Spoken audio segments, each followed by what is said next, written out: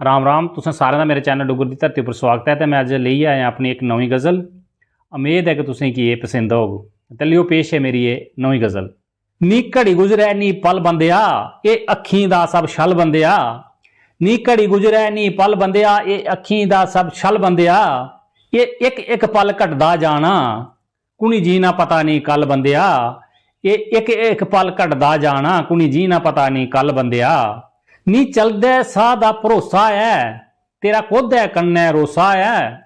नी चलदे साह दा भरोसा है, तेरा कोह्दे कन्नै रोसा है। नी भरो डुआरी गासै च, नी पता कदू गिरना खल बंदेआ। एह् इक इक पल घटदा जाना, कुनी जीना पता नहीं कल बंदेआ। एह् इक इक पल घटदा जाना, कुनी जीना पता नहीं कल बंदेआ। नी भैन अपनी नी भाई है, नी भैन अपनी नी भाई है, मानू फिरै बनी सुदाई है। नी भैन अपनी नी भाई है, मानू फिरै बनी सुदाई है। नी समझी सकिया कोई इसी, ए पाप पुन्न दा मल बंदेआ।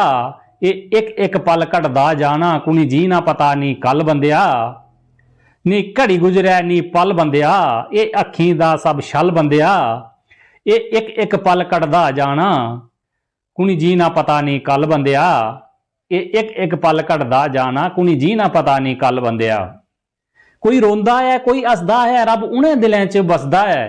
कोई रोंदा है कोई हसदा है, रब उन्हें दिलें च बसदा है। तेरे अच्छे कर्म कन्नै जाने, नी पापें दे रस्ते चल बंदेआ। एह् इक इक पल घटदा जाना, नी पता जीना कुनी कल बंदेआ। एह् इक इक पल घटदा जाना, कुनी जीना पता नहीं कल बंदेआ।